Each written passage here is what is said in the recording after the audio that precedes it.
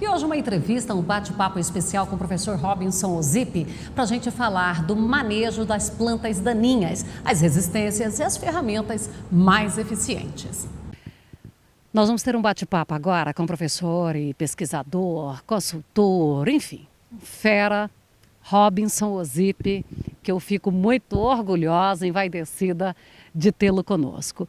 E vamos falar um pouquinho, gente, uma coisa bárbara que eu acho, é que com esse moço nós podemos falar de dois extremos da agricultura. Nós podemos falar dos herbicidas e da agroecologia.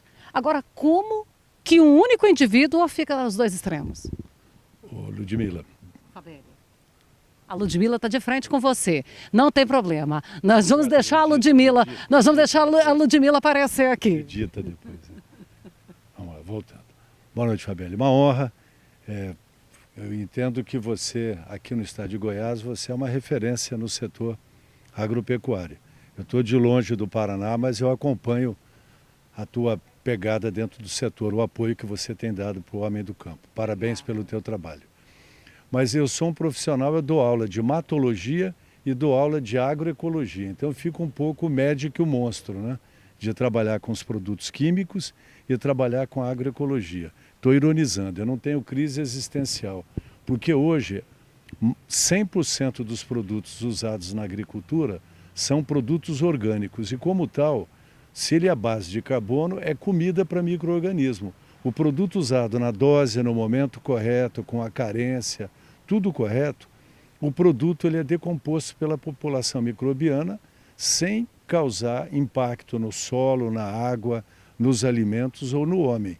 Então eu tenho uma tranquilidade como ambientalista que eu sou, de transitar nas duas águas, sabendo que existe, nós temos condições de melhorar o manejo, porque hoje os químicos sozinhos, Fabíola, você tem acompanhado aí a vida do agricultor no campo, só herbicida não resolve, tem hora que ele tem que ir para o sulfato de enxada para ele controlar. Só os inseticidas ele não está controlando, ele está precisando entrar com controle biológico.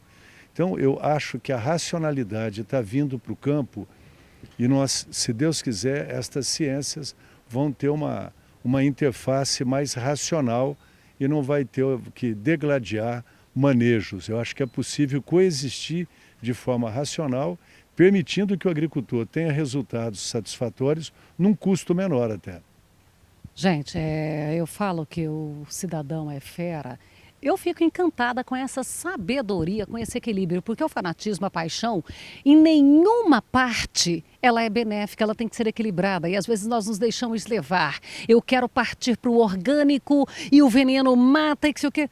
O veneno mata mesmo, né? Inclusive os vermífugos que a gente toma mata as lombriguinhas. Sem dúvida, Ludmila. Eu prefiro falar, eu falo errado de propósito, o agrotóxico, ele é um defensivo que usado de forma equivocada, errada, eu tenho que falar agrotóxico de forma errada, equivocada. Os produtos, eles defendem o agricultor de pragas, doenças e plantas daninhas.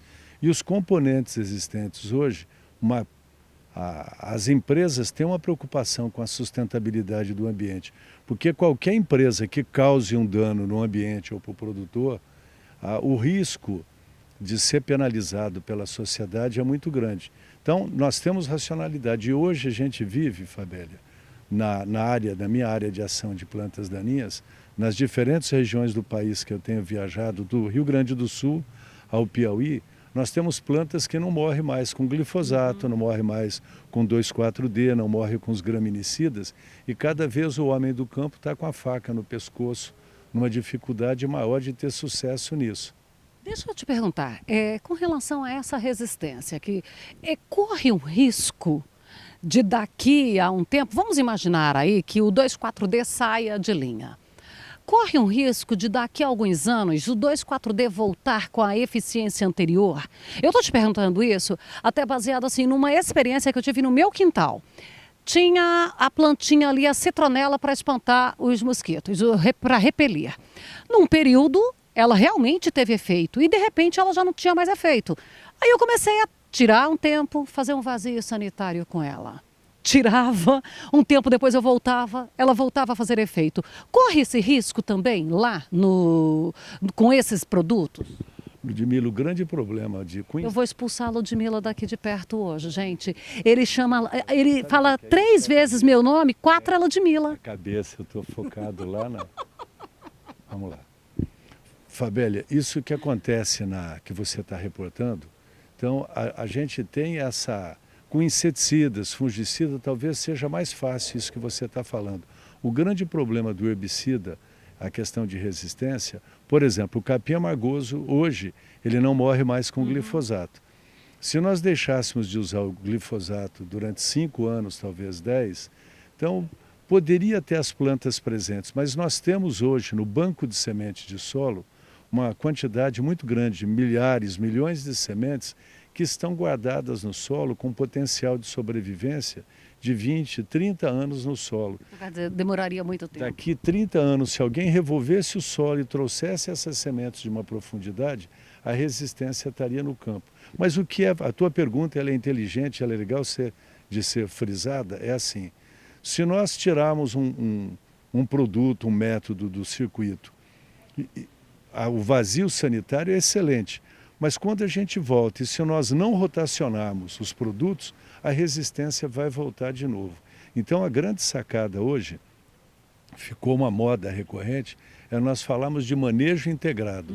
Seja manejo integrado de pragas, MIP do passado, de doenças, e agora em plantas daninhas, a pegada é um manejo integrado, é integrar sulfato de enxada com os produtos impostos, glifosato, Liberty Link, as diferentes moléculas que estão dentro, os sistemas de resistência. Mas o pulo do gato que a gente tem falado com os agricultores no Goiás nessa rodada, é nós trazermos de volta velhas ferramentas do milênio passado, que são os herbicidas em pré-emergência. Porque quando eu coloco, eu estava outro dia no Maranhão, um estudante falou, professor, aqui no Maranhão a gente diz assim, trem ruim mata no ninho.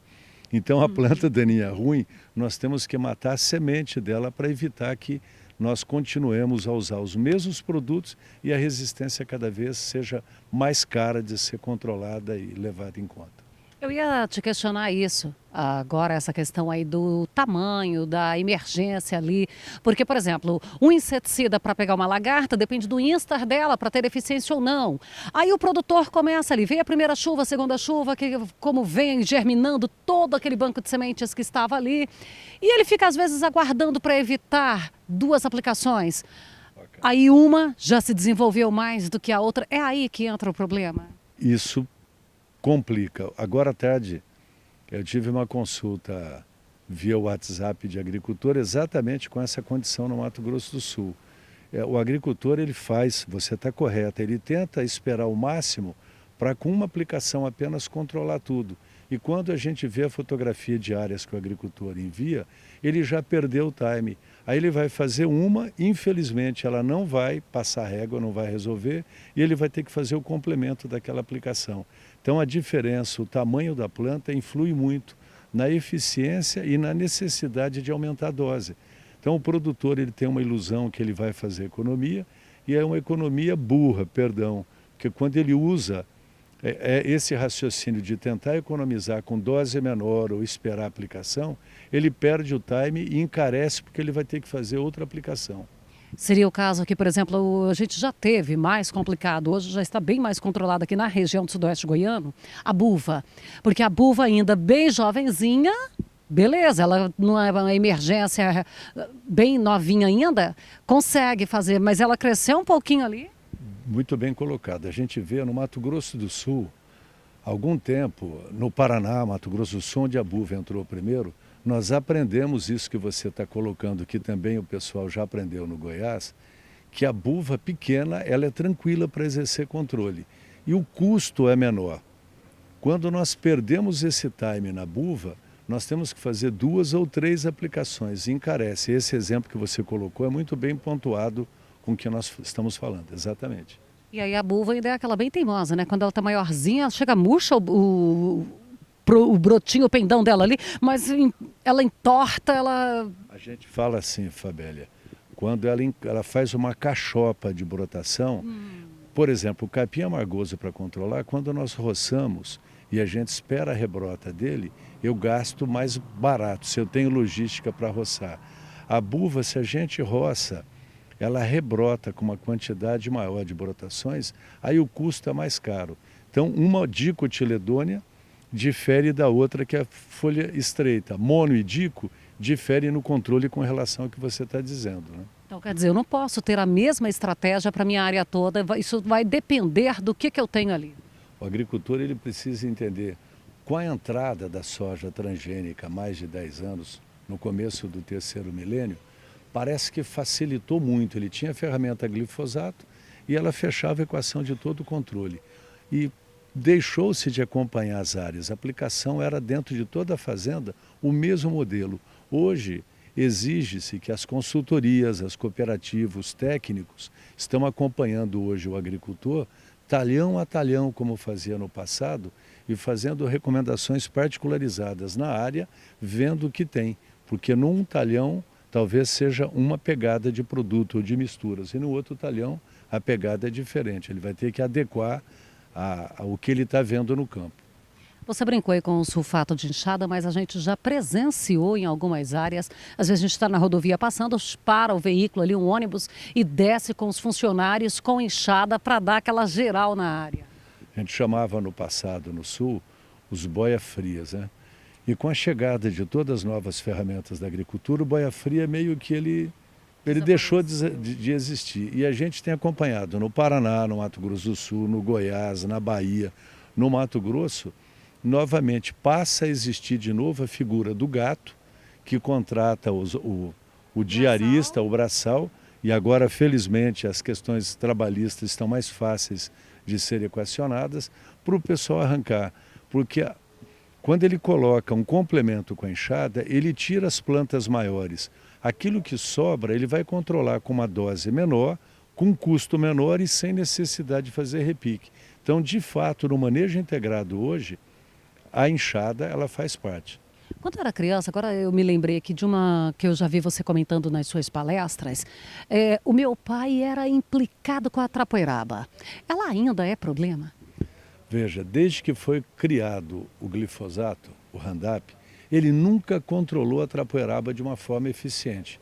É uma ironia. A trapoeraba, o agricultor, pelo formato da folha dela mais larga, ele entende que ela é uma folha larga, mas a trapoeraba é uma monocotiledônea. Mas o glifosato nunca exerceu o controle dela. Como hoje nós aumentamos praticamente 100% das áreas de soja, de algodão, são transgênicas, e todo mundo usa glifosato. Então essa planta que teu pai no passado tinha problema, hoje ela tem aumentado muito, Fabélia, porque a trapoeraba continua não sendo controlada pelo glifosato, em contrapartida ela tem aumentado, está ficando mais sério o problema dela ainda. Então o produtor ainda tem muita coisa. E olha, a gente vai encerrar por aqui, porque daria para a gente ficar conversando muito aqui. Corda de viola e tantas outras coisas ainda que vão... E tem plantas surgindo aí para trazer problema? O produtor pode ficar atento ainda? Tem. Eu vou dizer, Fabélia, fazer um alerta para o produtor. O homem do campo, está vindo uma planta do Piauí, chamada vassoura de botão. Ela é prima irmã da erva quente. Esta é uma planta que já chegou, eu estava visitando alguns clientes na região, alguns produtores na região da Grande Goiânia, e essa planta já está presente no estado de Goiás. E ela é muito complicada de exercer controle. A tua fala é assim, o homem do campo tem que estar atento. Quando está entrando alguma coisa diferente na área, que ele não conhece, é bom evitar, primeiro, conhecer qual planta. E se for uma planta mais agressiva, ele deveria evitar que ela sementeasse e alastrasse dentro da propriedade. Essa é a grande preocupação.